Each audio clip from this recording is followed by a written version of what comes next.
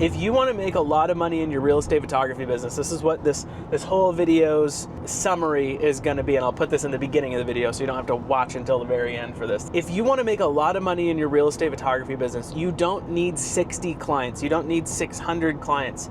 You need maybe 10 to 15 really solid clients that love your work. They love you.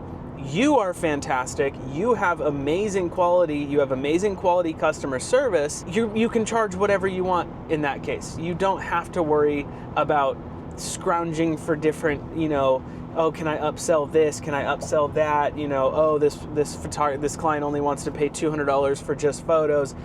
When you have a reputation of you do really good work all the time, people will be willing to pay whatever you want to charge them. Testing. Okay, so it's Sunday, and I received a text from one of my clients, a good client of mine this morning, saying, hey, there's going to be a bunch of road work going on. Can you go by, she said, can you stop by to my listing today? And I didn't want to. I mean, it's going to be a pretty big shoot. Not as big as I'm, used to for the most part for my other clients. But this one I think is going to be photos, video, Matterport virtual tour photos. I just did aerial photos, aerial video. So I think it's going to be like $1,500 or something like that. So anyways, I didn't want to come out today, but they were going to be doing a bunch of road work Thursday when I have the shoot. So she was like, there's going to be a bunch of trucks there. The road's going to be closed down. It's going to be all these things. I don't want all these ugly things in the way. And I was like, okay, I understand. And I was like, I'll take care of it. Don't worry about it. There will be an extra fee for a revisit, but I'll be happy to take care of this for you today. It's Sunday. I don't want to do anything. It isn't something that I don't know. What exactly am I trying to say? If you want to have good relationships with your clients and you want to be the go-to and have everybody love working with you, you're going to have to make some sacrifices. It's going to be something where, some of your clients are going to be kind of requesting a last-minute ordeal, and it's going to be kind of inconvenient for you. But if you're known as the person who's always got their back, and you don't have to let yourself be walked all over for it either, like you can charge extra for these types of things as long as you're upfront with the expectations of, yes, I can take care of this for you today. I'm just gonna have to charge an extra fee or whatever for rush same day delivery, because she wants to put everything on coming soon as well. So not only did I have to, schedule something immediately for the next hour, now I have to go home and edit some things and then send them over to her. So rush delivery, same day delivery as well. But just the fact that I was willing and able to do it, and I said, yes, absolutely, that goes so far. So a lot of you new real estate photographers are all, obviously you got to get good at the materials. You got to get good at doing photos, video, virtual tours, aerials, all that stuff. Yes. But by and large, the majority of what you all are searching is how to get clients. And once you have clients, it's easy for you to feel like a little bit too big for your britches and think you're hot shit now that you've got a bunch of real estate photography clients. But the biggest, most important aspect of it is keeping your clients. Because I don't care who you are, like anybody can get clients, but it's a completely different ball game to be keeping those clients long-term and make sure that they always stay happy with you. And it's not always going to be the most 100% convenient thing.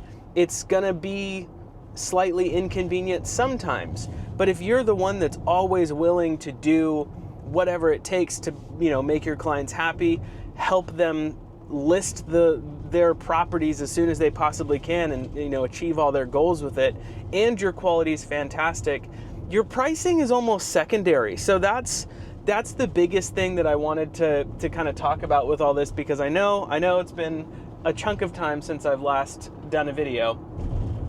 But the biggest thing, like if you want to charge a lot of money, I don't care what market you're in, if you want to charge a lot of money, what you have to realize is that you just, as long as your quality is fantastic, your customer service is fantastic, and you're always like known as the person who's going to take care of it. You're fixing other photographers' mistakes if they hire those photographers. You will make more money because people will want to work with you. Like just the other day, I was contacted by, like I did a corner house for this one agent, and then 7 houses down or something like that, she had another listing that was the same exact floor plan but reversed, and she had another photographer do all those photos, who I guess he's like the premium photographer in the area. I don't like him. I've met him a couple times. He's one of those people that has like a really big head, and he really shouldn't, because they're like, we're taking pictures of houses. Like, come on, it's not that crazy big of a deal. And so she had me come and fix his mistakes because he missed a bunch of shots. He thought he knew better. He didn't even take aerial photos when she wanted him to take aerial photos. So it was all these things, and I was the one that did such a bang-on job with the other corner house that she showed her clients, because it was the same agent that had both houses. She was like, hey, this is what Jordan did for the other listing. What do you guys think? Because the owners were not thrilled with the photos either.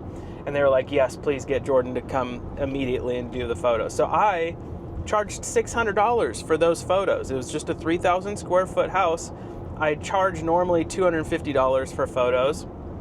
But what you have to understand is these agents, like the good agents, the good clients that you want to work with, they're willing to put up the cash. Like she had already paid the other photographer. She had already gotten all the listing materials, but they weren't good enough.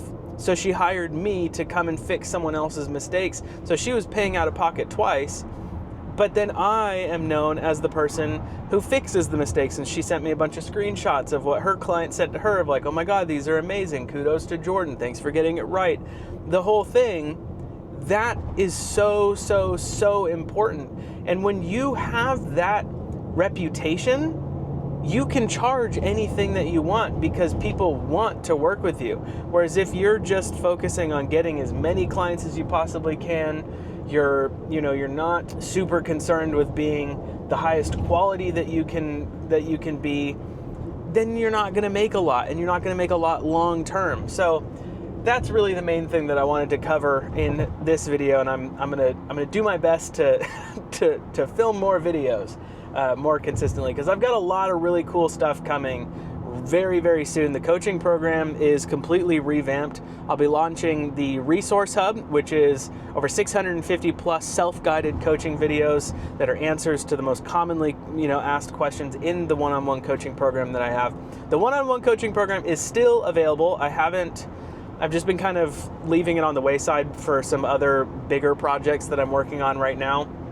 One of which is a nationwide real estate photography business that I've been working on for a little bit of time that I will be announcing relatively soon, because there's a lot of exciting opportunity with that if any of you will be interested.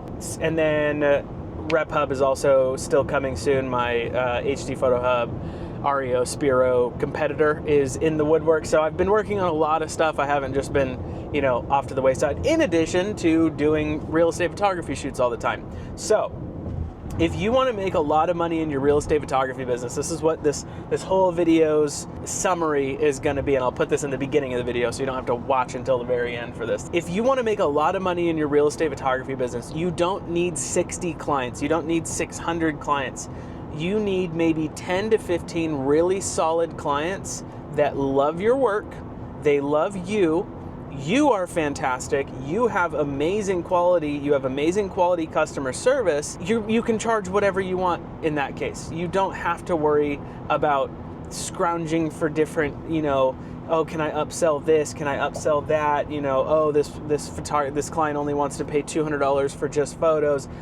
When you have a reputation of you do really good work all the time, people will be willing to pay whatever you want to charge them. But yeah, that's my little catch-up video. I finally forced myself to set up my Osmo Pocket 3 so I can actually film when I'm driving, because I drive constantly. Lots of cool stuff coming soon. I'm excited to kind of hop back into this and be making a bunch of videos again. And yeah, catch you on the flippity flop. See you later.